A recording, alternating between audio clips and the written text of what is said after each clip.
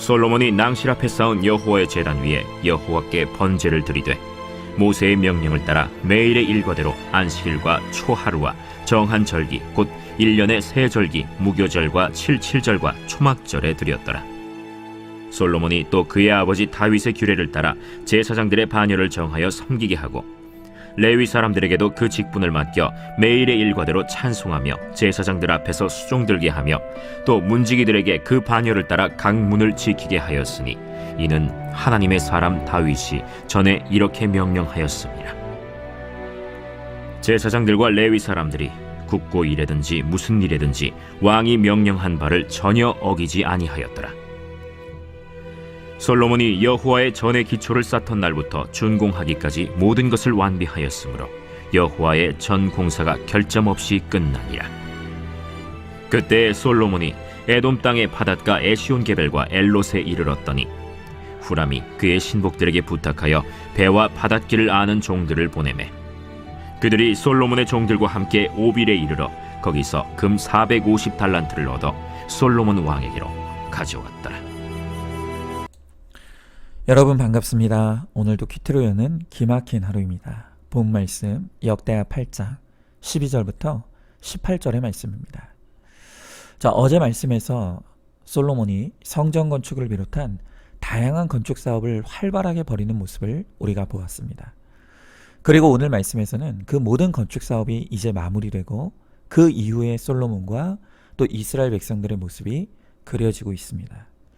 오늘도 주어진 말씀을 통해 우리를 향한 하나님의 음성을 우리가 함께 듣기를 원합니다.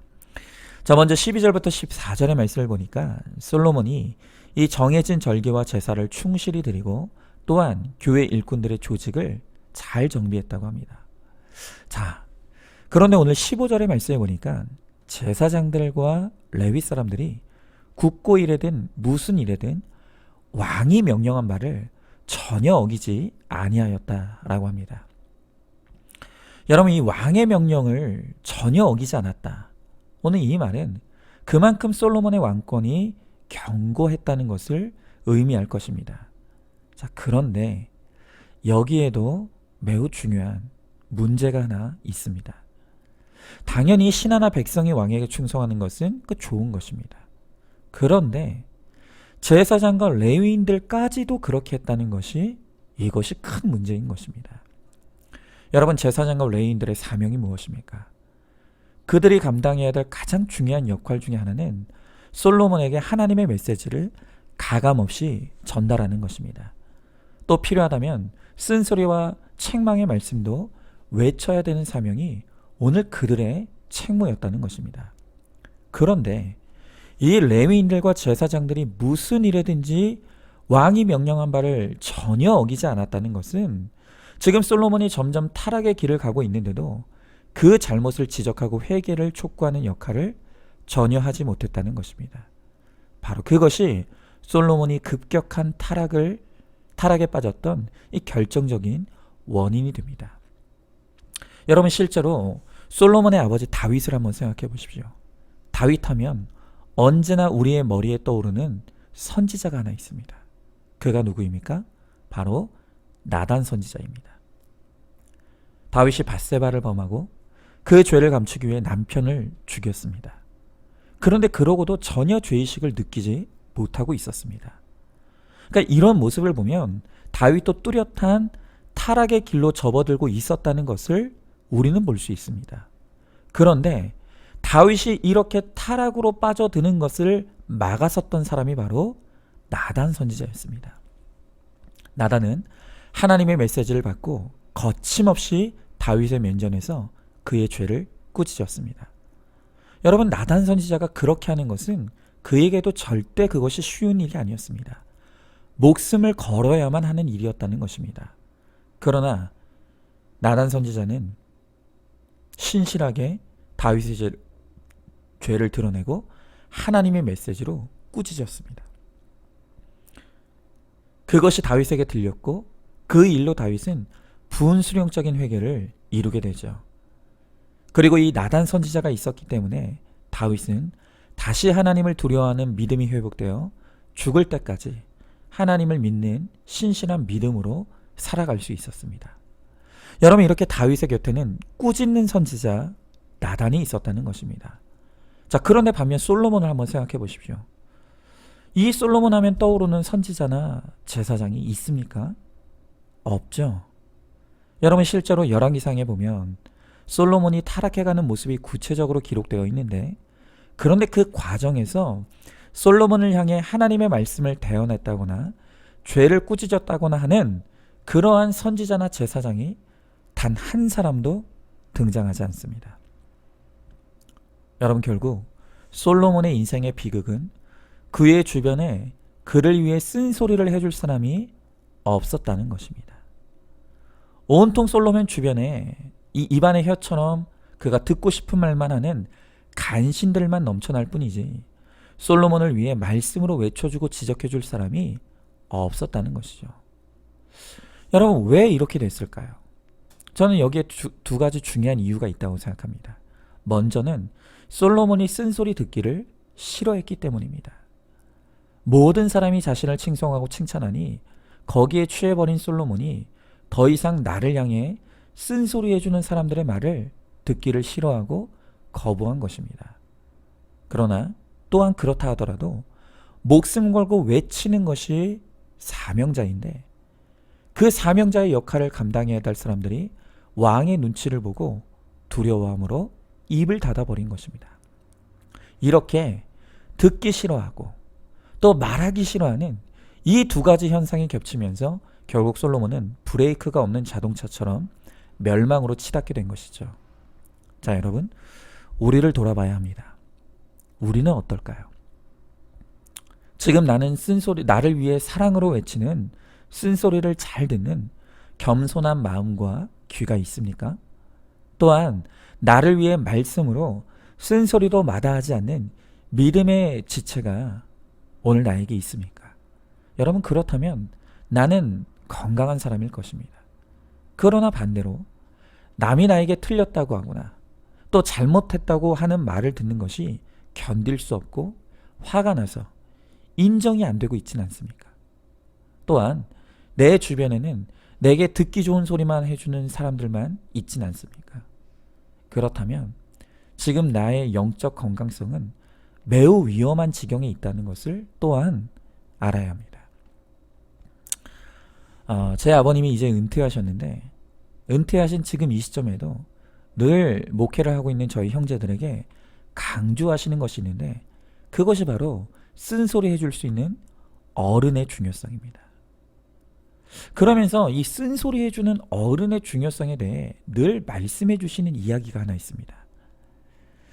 제 아버님 부목사 시절에 아버님께서 사역했던 교회가 있는데, 그 당시 그 교회 담임 목사님은 이름만 대면 다 알만한 아주 명설교가로 유명한 목사님이었습니다. 그런데 이 목사님에게 장로님 아버지가 계셨습니다. 이 장로님은 사람들로부터 성자라고 불리울 만큼 그 믿음이나 성품이 너무 훌륭한 분이었습니다. 그런데 이제 목사님이 워낙 설교를 잘하시니까 교회가 부흥하면서 급격하게 성장하기 시작했습니다. 그래서 이 아버지 장로님에게 자랑 삼아 전화를 드리면 늘 이 아버지가 이렇게 말씀하셨다는 것입니다. 누구누구 목사, 교만하면 망합니다. 기도하시오. 길게 말하지도 않습니다. 누구누구 목사, 교만하면 망합니다. 기도하시오. 그리고 전화를 끊어버리시는 것입니다. 늘 그렇게 틈만 나면 기가 막힌 타이밍에 이 목사님에게 전화하셔서 늘 아버지가 찬물을 뿌려준 덕분에 그 장로님 아버지가 살아 계시는 동안은 정말 신실하게 목회에만 전념하셨다고 합니다. 그런데 결국 그 장로님 아버님도 돌아가시게 되었습니다. 그런데 그 이후부터 더 이상 이 목사님의 주변에 목사님에게 쓴소리를 해줄 사람이 없어졌습니다. 아무도 그 역할을 대신해 줄 사람이 없게 된 것입니다. 그러자 그때부터 급격하게 변해가더니 더 이상 예전의 그 신실한 모습을 찾아볼 수 없게 되었다는 것입니다. 제 아버님이 부목사 시절에 그 모습을 똑똑하게 목격했다는 것입니다. 그러면서 늘 저희 형제들에게 쓴소리 해줄 수 있는 어른이 있어야 된다고.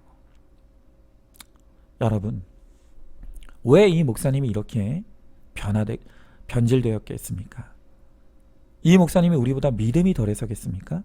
아닙니다.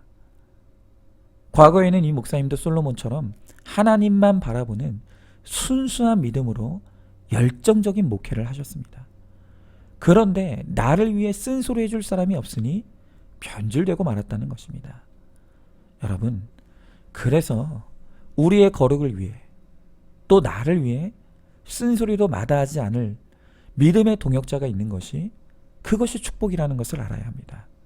또한 내 죄를 드러내는 쓴 말씀이 있는 공동체가 있음을 여러분 감사해야 합니다. 그러나 사람의 말에는 한계가 있죠.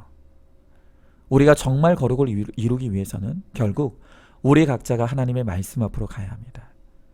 하나님의 말씀만이 우리를 가장 정확하게 책망하시고 회개로 이끌어 줍니다.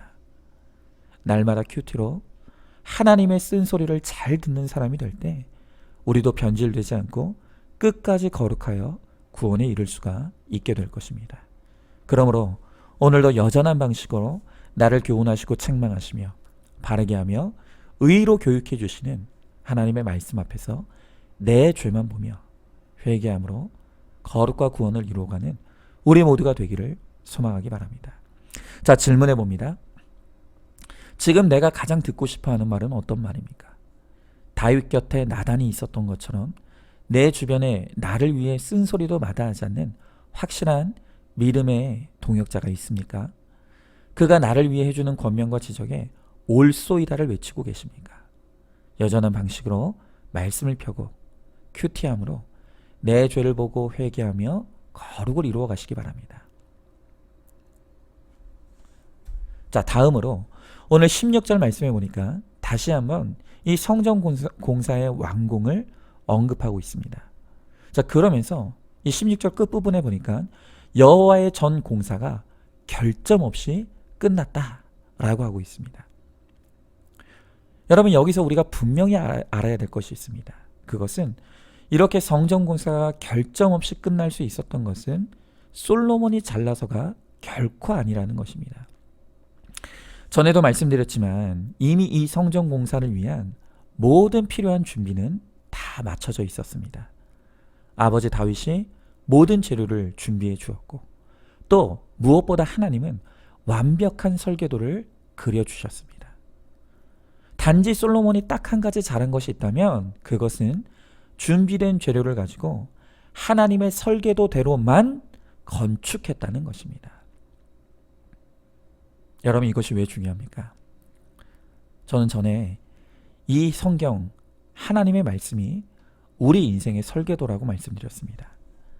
하나님은 말씀 안에 우리 인생과 가정과 교회와 국가의 설계도를 다 그려 놓았습니다.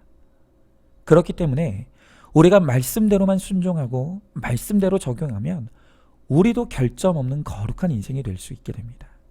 또한 우리 가정이 결점 없는 거룩한 가정이 됩니다. 또한 우리 교회도 결점 없는 거룩한 교회로 세워질 수 있습니다. 그런데 그 말씀의 설계도대로 하지 않고 내 마음대로 아무렇게나 살아가게 될 때 우리 인생은 수많은 오점이 가득한 인생이 될 수밖에 없는 것입니다. 여러분, 특별히 우리가 아무리 열심히 큐티로 묵상한다고 해도 말씀의 적용과 순종이 없으면 그것은 아무것도 안 한 것과 하나도 다를 바가 없는 것입니다. 우리 인생이 결점 없는 거룩한 인생이 되는 것은 말씀의 묵상을 넘어서 그 말씀의 적용과 순종을 이루는 데까지 갈 때 가능한 것입니다. 그런데 그것이 아니라 말씀 묵상을 통해서 하나님의 설계도를 실컷 보았지만 결정적으로 우리가 내 인생을 살아갈 때는 그저 내 마음대로 내 뜻대로 한다라고 한다면 여러분, 우리 인생이 어떻게 거룩해질 수가 있겠습니까? 그러므로 오늘도 우리의 설교도인 말씀을 펴고 말씀의 설계도를 따라 적용하고 순종함으로 우리의 인생도 결점 없는 거룩한 인생으로 만들어주시는 그 하나님의 은혜를 우리 모두가 누릴 수 있기를 바랍니다. 자, 질문해 봅니다. 하나님의 말씀이 우리의 설계도라는 것을 알고 있습니까? 말씀의 설계도를 무시하고 여전히 내 생각과 판단대로 결정하고 선택하고 있지는 않습니까? 그래서 인생에 오점이 남고 있지는 않습니까? 말씀대로 믿고 살고 순종하면 결점이 없는 거룩한 인생이 되게 하실 것을 믿고 오늘도 구체적인 손과 발이 가는 말씀의 적용을 이루어 가시기 바랍니다. 자, 이제 마지막으로 오늘 17절부터 18절의 말씀에 보니까 이제 솔로몬은 본격적으로 무역 사업에 뛰어듭니다. 특별히 이 솔로몬이 후람과 손을 잡고 금무역을 통해서 부를 축적해 가는 모습이 그려지고 있습니다. 자, 그러면서 오늘 18절에 보니까 솔로몬이 이 금무역을 통해 거둬들인 금이 무려 450달란트라고 합니다. 자, 여러분, 한 달란트는 이 킬로그램으로 환산하면 한 달란트가 34kg의 무게입니다. 34g이 아닙니다. 34kg입니다. 여러분, 그런데 그 금이 450달란트라는 것입니다. 우리는 이런 것에 계산이 빠르지 않습니까? 그래서 제가 굳이 계산해 드리지는 않겠습니까? 하여튼 어마어마한 금을 오늘 이 솔로몬이 거둬들였다는 것입니다. 자, 그런데 이렇게 막대한 금을 모으는 이 행위 역시 이미 하나님은 금지하셨다는 것입니다. 자, 신명기 17장 17절의 말씀에 보니까 너희를 위하여 은금을 많이 쌓지 말라라고 하나님께서 말씀하셨습니다. 여러분, 여기서 분명한 것은 하나님은 은금을 가진 것 자체를 죄라고 말씀하시진 않습니다. 하나님이 문제로 지적하는 것은 그것은 금을 많이 쌓고 많이 가지는 것입니다. 여러분, 왜 그것이 문제입니까? 재물을 많이 거두고 많이 가지면 그것이 우리의 우상이 되기 때문입니다. 재물이 가진 힘이 우리로 하여금 하나님을 의지할 필요가 없게 만듭니다. 또한 물질을 많이 소유하게 되면 결국 그것이 우리를 급격하게 타락하게 만들 것을 하나님은 아시기 때문입니다. 여러분, 돈 많고 시간 많으면 결국 누구라 할 것 없이 우리가 다 악과 음란을 향하게 되어 있다는 것입니다. 그래서 하나님은 우리가 필요 이상의 재물을 많이 쌓는 것을 강력하게 경고하고 또 금하고 계시는 것입니다. 여러분, 지금은 은퇴하신 이재철 목사님이 계십니다. 이재철 목사님은 우리가 신앙인으로 살아간다고 하는 것은 우리가 관계 맺는 모든 사람 또 모든 것과의 위치를 바르게 설정하는 것이다 라고 말씀하십니다. 여러분, 하나님 우리 머리 위에 계셔야 합니다. 사람은 우리 앞에 있어야 합니다. 대등해야 됩니다. 물질, 이 물질은 우리 발 밑에 있어야 합니다. 물질, 이것은 우리의 수단일 뿐입니다.